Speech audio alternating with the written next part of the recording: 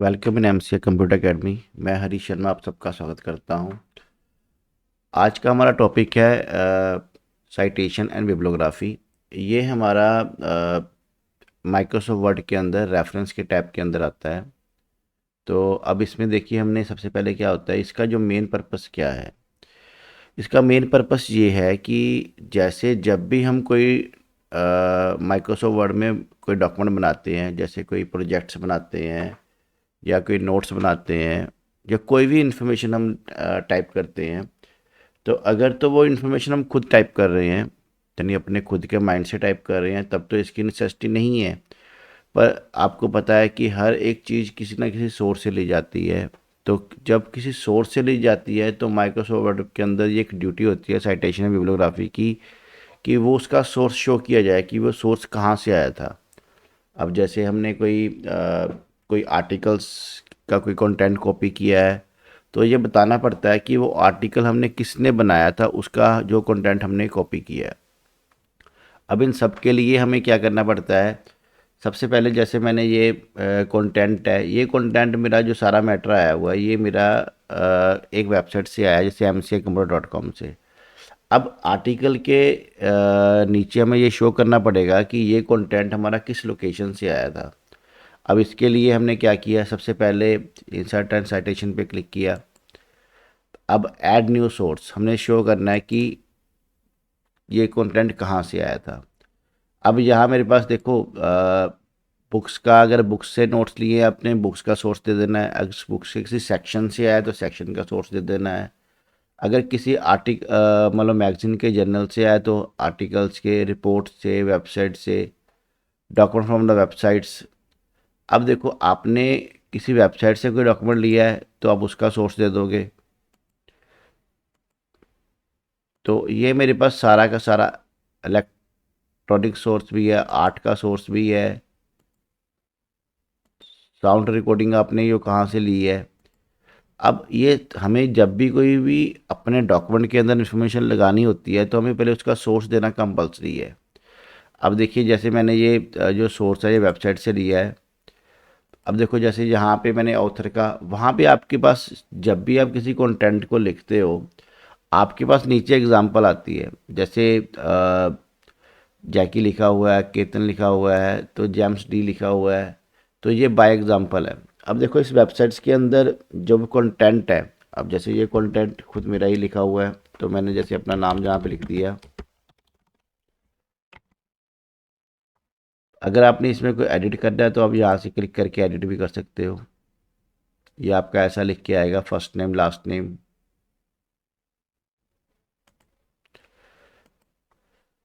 अब name of the web page का name क्या है। अब देखिए, इसके जगह पे आप किसी भी वेबसाइट से कोई भी कंटेंट लेके जा सकते हो। नेम ऑफ द वेबसाइट भी हमने एमसीए दे दिया।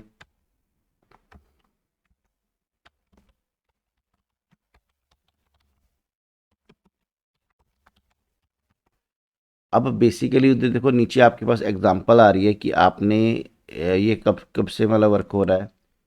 अब मैंने इसका सोर्स दे दिया, सन 2000 से चल रही है।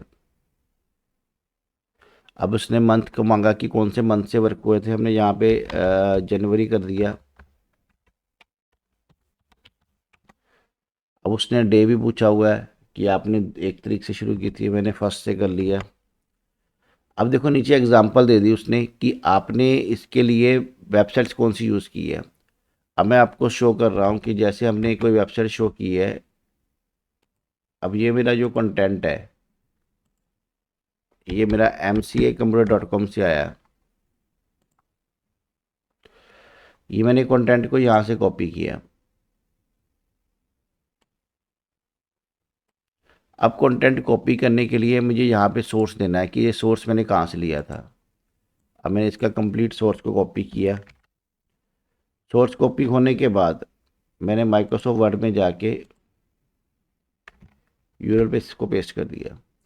अब देखो, इसमें सारा का सारा एग्जांपल आ जाएगा कि ऑथर कौन सा है, वेबसाइट्स का क्या वर्किंग रही है, इसका पूरा नेम क्या है, और मैंने इसको ओके कर दिया।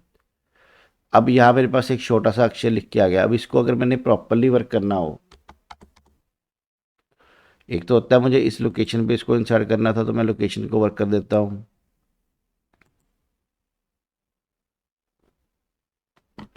अब मुझे अगर इसको पूरे बिब्लियोग्राफी में इंसर्ट करना, बिब्लियोग्राफी पे क्लिक करके, अब इस पे मैंने क्लिक कर दिया। जैसे हमारे पास विकिपीडिया में या किसी जगह पे प्रॉपर आर्टिकल स्ट्रक्चर पे बना होता है कि कैसे किस सोर्स से क्या डाटा आया है, तो ऐसे हमारे पास पूरी बिब्लियोग्राफी का डाटा आ जाता है। जब भी हमने कोई प्रोजेक्ट्स बनाना होता है, कुछ भी बनाना होता है, हमें उसका सोर्स डिफाइन करना कंपलसरी है।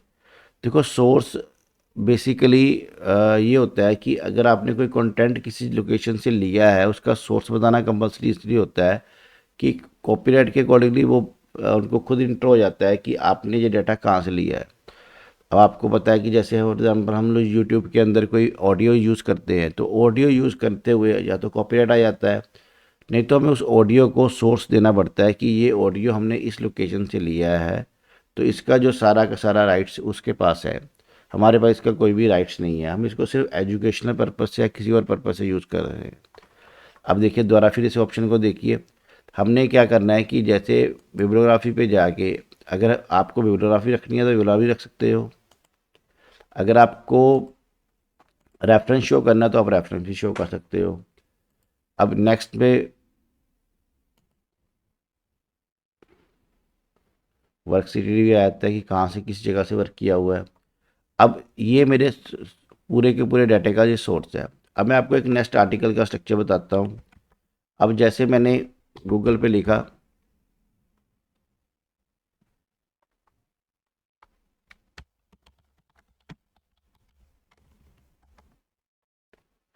अब इसको मैंने वर्क किया विकिपीडिया के अंदर।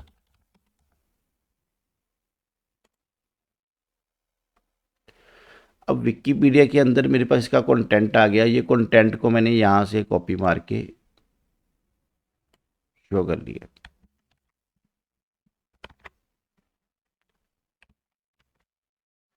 अब जब मैंने कंटेंट को कॉपी मार लिया, तो इसके पास देखो यहाँ पे जब मैंने कंटेंट को कॉपी किया, यहाँ मेरे पास पूरा का पूरा विकिपीडिया का सोर्स आ रहा है। अब लास्ट में ये जो कंटेंट है जिस सोर्स से आया हुआ आता है, जैसे मेरे पास कोई भी पोजीशन पे है, इसके लास्ट में मेरे पास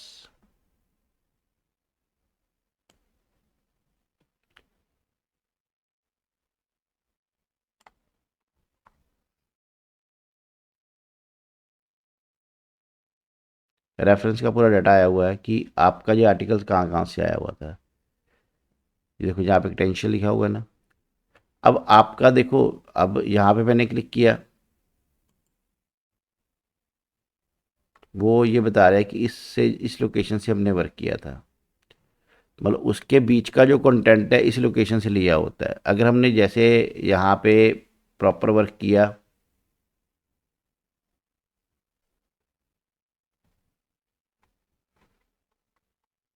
अगर हम इस आर्टिकल का पूरा कंटेंट कॉपी करना चाहते हैं, तो मैंने पूरे कंटेंट को कॉपी कर लिया।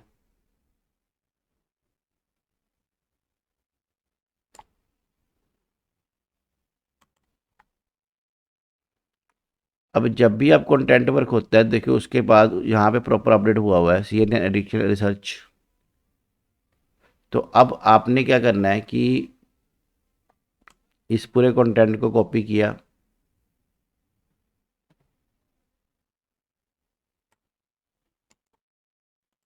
कॉपी करने के बाद हमने माइक्रोसॉफ्ट वर्ड में इसको पेस्ट कर दिया। अब पेस्ट होने के बाद हम ये शो करना चाहते हैं कि ये आर्टिकल हमारे पास आया कहाँ से, तो हम उसके लिए फिल करते हैं।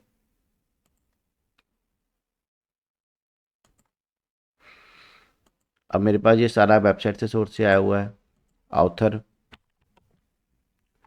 अब मेरे पास देखो ऑथर्स में या कुछ भी,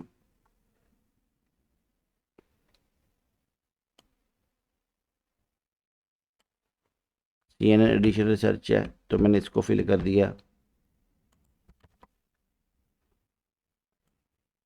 वेब पेज का नेम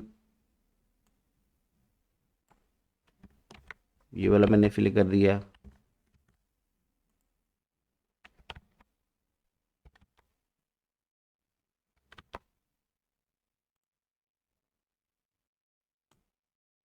वेबसाइट का नाम मैंने इतना फिल कर दिया।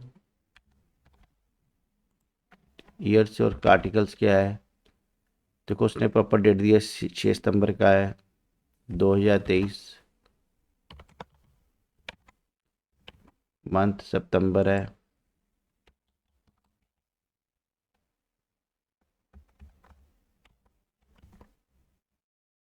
डे 6 है। यूरल हमने पूरा का पूरा कॉपी मार लेना है और ओके कर दिए। अब देखो ये जैसे मेरे पास ये आर्टिकल का पूरा डाटा आ गया, तो अब पर्सनल बेस पे हम इसको यूज़ कर रहे हैं। अब इसकी बिब्लियोग्राफी के लिए मैं क्लिक किया,